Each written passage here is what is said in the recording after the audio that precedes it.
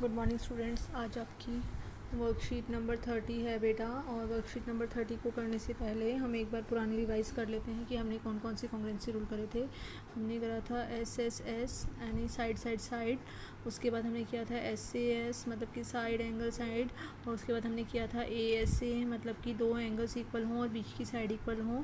और उसके अलावा हमने किया था आर एच एस मतलब कि एक राइट एंगल अगर दोनों ट्रायंगल में हैं और हाइपोटेन्यूज उनकी इक्वल है और साइड इक्वल है तो भी दो ट्रायंगल्स आपस में कॉन्ग्रुएंट होंगे बेटा। इसके अलावा हमारे पास एक और रूल होता है जो आपको समझ लेना चाहिए, वो है ए एस मतलब कि अगर दो ट्रायंगल्स आपको गिवन हैं, जैसे ये दो ट्रायंगल्स अगर आपको गिवन है और वो कहते हैं कि इसमें दो एंगल्स इक्वल है, मतलब इसका एंगल ए एंगल पी के इक्वल है और इसका एंगल बी इसके एंगल क्यू के इक्वल है। और इसके अलावा आपको बीच की साइड इक्वल ना देके, जो बीच की साइड है ये इक्वल ना देके कोई और साइड इक्वल दे दी है। मान लीजिए आपको कह दिया है कि ये जो बी सी साइड है वो इसकी क्यू आर साइड के इक्वल है, तब भी दो ट्रायंगल आपस में कॉन्ग्रुएंट हो जाएंगे।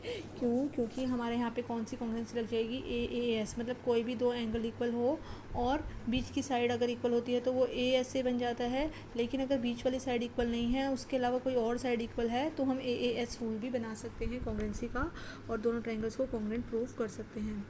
चलिए अब हम अपनी वर्कशीट पे आ जाते हैं बच्चे। वर्कशीट जो है वो हमारी एक प्रॉपर्टीज़ ऑफ ट्रायंगल पे बेस्ड है और एक थ्योरम इसमें आपको सिखाई गई है। तो सबसे पहले हम अपनी थ्योरम रीड कर लेते हैं। आपकी थ्योरम कहती है prove that the angles opposite to equal sides of an isosceles triangles are equal.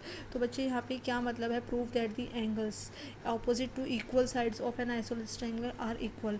तो हमारा कहने का मतलब यह है कि आपके पास अगर एक ऐसा ट्रायंगल है जो कि आइसोसेलेस है, जैसे ये आपका ये ट्रायंगल मान लीजिए ए बी सी है और ये आइसोसेलेस है। आइसोसेलेस का मतलब इसकी दो साइड्स आपस में इक्वल हैं। तो हमें क्या प्रूव करना है कि आइसोसेलेस ट्रायंगल्स की जो इक्वल साइड्स होती हैं उनके जो ऑपोजिट एंगल है, यानी कि इस साइड का ऑपोजिट एंगल सी हो गया और इस साइड का ऑपोजिट एंगल बी हो गया। तो हमें यहाँ पे angle B is equal to angle C prove करके दिखाना है। ये चीज़ हमें प्रूव करके दिखानी है।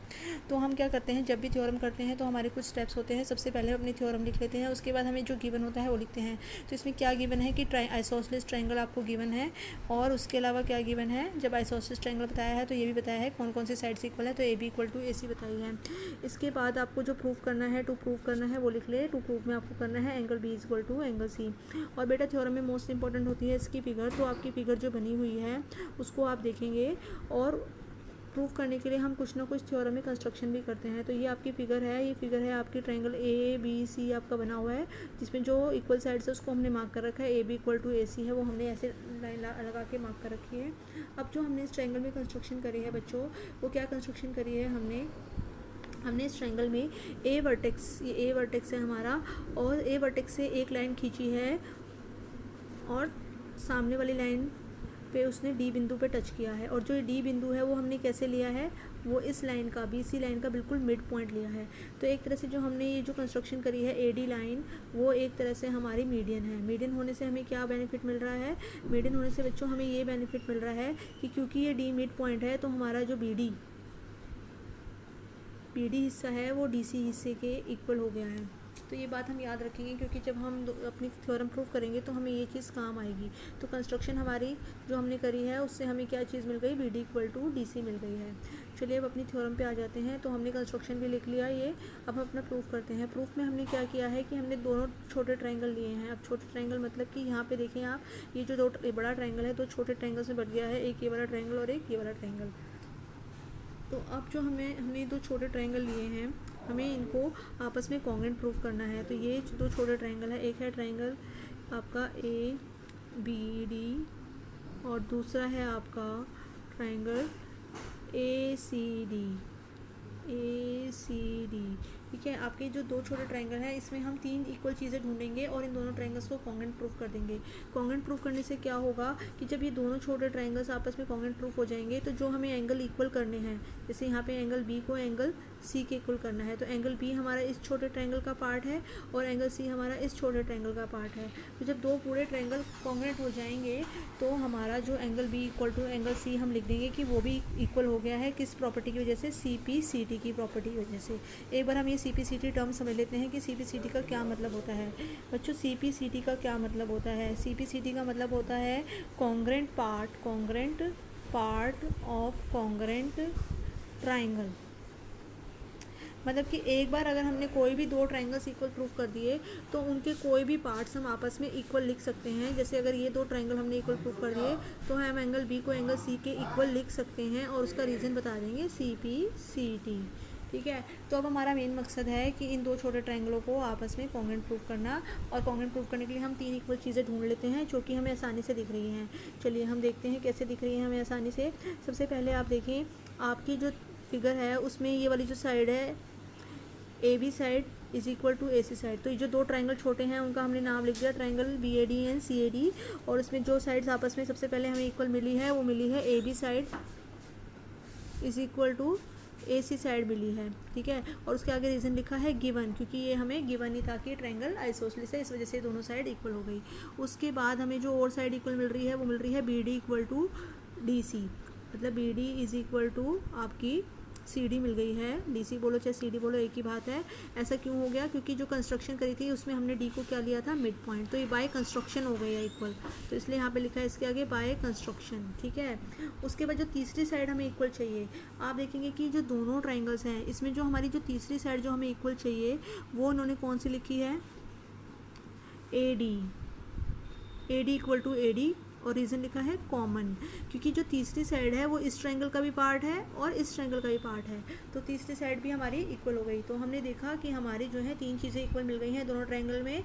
एक पहली वाली A B equal to A C side, B D equal to C D side and A D equal to A D side common होने की वजह से। तो हमने जो है यहाँ पे क्या देखा कि हमारा जो है दोनों ट्रायंगल्स, दोनों छोटे ट्रायंगल्स ये वाला और ये वाला आपस में कॉन्ग्रुएंट प्रूफ हो गए हैं। और जो रूल बना है ये देखिए आपको दिख रहा है, angle B triangle B A D is congruent to triangle C A D. और जो रूल हुआ है वो हुआ है एस एस एस, मतलब कि साइड रूल की वजह से दोनों ट्रायंगल आपस में कॉन्ग्रुएंट हो गए हैं। और अब क्योंकि हमारे दोनों छोटे ट्रायंगल जो हमें कॉन्ग्रुएंट प्रूफ करने थे वो हो गए हैं, तो हम सीधा लिख सकते हैं कि ये जो एंगल बी आ रहा है इस ट्रायंगल में और एंगल सी इस ट्रायंगल में आ रहा है तो वो भी आपस में इक्वल हो जाएंगे by C P C T. तो ये हमने अपनी थ्योरम प्रूफ कर दी बच्चों। इसके अलावा बेटा आपको एक और क्वेश्चन प्रूफ करके दिखाया गया है इस वर्कशीट में। जरा उस क्वेश्चन को पढ़ लेते हैं और उसकी फिगर भी देख लेते हैं। बेसिकली इस क्वेश्चन में आपको बोला है कि ट्रायंगल ए बी सी एक आइसोसेलेस ट्रायंगल है।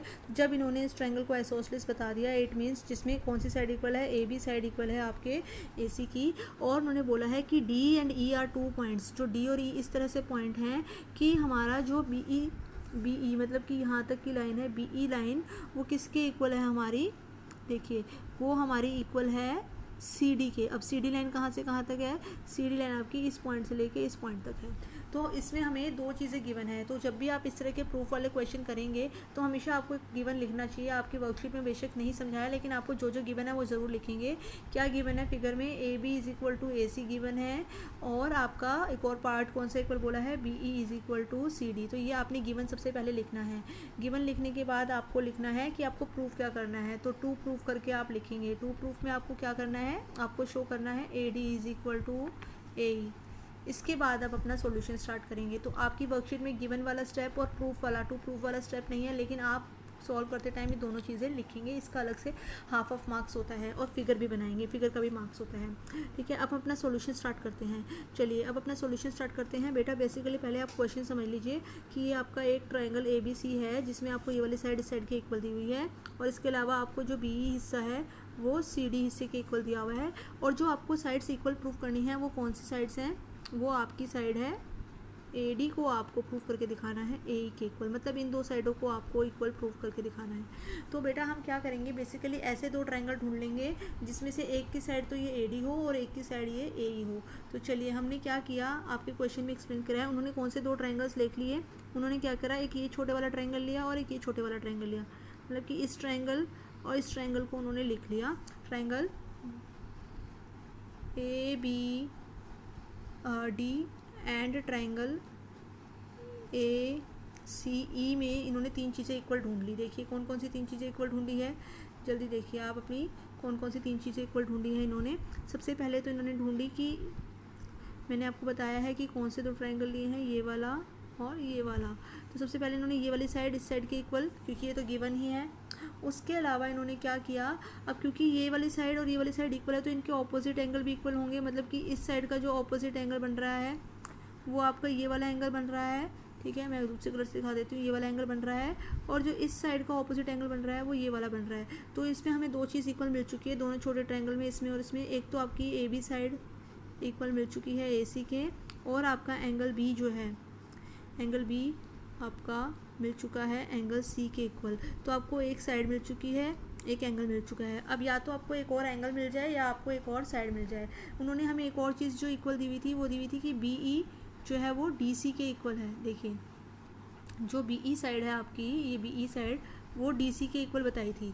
अब देखिए ये जो बी ई साइड है वो तो इस ट्रायंगल की पूरी लाइन, उसकी लाइन तो बस यहाँ तक है, तो ये पूरी लाइन तो हमारे किसी काम की नहीं है। ऐसे इस ट्रायंगल में भी जो ये वाली साइड है, ये वाली साइड जो इक्वल दी हुई है उसका केवल इतना हिस्सा हमारे छोटे ट्रायंगल में आ रहा है। तो हम क्या करेंगे, इसको हम कैसे करेंगे कि हमें पूरी लाइन नहीं चाहिए इक्वल। हम क्या करेंगे, आपकी देखिए एक्सप्लेनेशन में दिया हुआ है कि पहले तो हमने लिख दिया कि B is equal to C D है, ठीक है। अब बी इज़ इक्वल टू जब आपने सी डी लिख दिया, उसके बाद हमने क्या किया, B E minus D E is equal to C D minus D E करा। क्या है ये डी ई? डी ई आप देख रहे हैं दोनों में कॉमन चीज़ है। अब देखिए डी ई क्या है, अपनी फिगर में आइए कि आपकी जो ये बी और सी डी इक्वल दी थी, तो उसमें से हमें तो सिर्फ इतना हिस्सा और इतना हिस्सा इक्वल हो जाए तो दो साइड्स इक्वल हो जाएंगी। तो हमने क्या किया, ये जो डी ई कॉमन हिस्सा है वो हमने B E minus D E लिख दिया इज इक्वल टू ऐसे जो है D C minus D E लिख दिया। जब B E minus D E करा हमने, ये जो बी ई है, ये जो बी ई है उसमें से जब हमने ये डी ई माइनस कर दिया, मतलब कि ये वाला हिस्सा माइनस कर दिया, तो हमारा जो रिमेनिंग हिस्सा रह गया वो यही रह गया। इसी तरह से जब हमने दूसरी तरफ भी डी सी में से आपका फिर से ये डी ई हिस्सा माइनस करा, मतलब कि ये डी ई हिस्सा माइनस करा, तो जो हमारा रिमेनिंग पार्ट रह गया वो क्या रह गया, ई सी रह गया। तो इसी स्टेप को इन्होंने जो है करके दिखाया है कि हमें पूरी साइड्स नहीं चाहिए, क्योंकि ये दोनों पूरी साइड्स तो हमारे ट्रायंगल का पार्ट भी नहीं है। जो दो ट्रायंगल लिए हुए हमने, triangle A B D and A C, तो हमने बी ई में से डी हिस्सा हटा दिया और सी डी में से भी डी ई हिस्सा हटा दिया। तो जो रिमेनिंग पार्ट रह गया हमारा वो यहाँ पे हमारी ये वाली लाइन रह गई, जो कि इस ट्रायंगल की साइड है बी डी और दूसरे ट्रायंगल की सी ई रह गई। तो इस कारण से हमारा जो है, जो इस ट्रायंगल की तीन चीज़ें हैं वो आपस में इक्वल प्रूव हो गई। ये वाली इसके इक्वल, एंगल्स इक्वल हुआ है एक एक, और ये जो हिस्सा था बी डी इक्वल टू ई सी हो गया।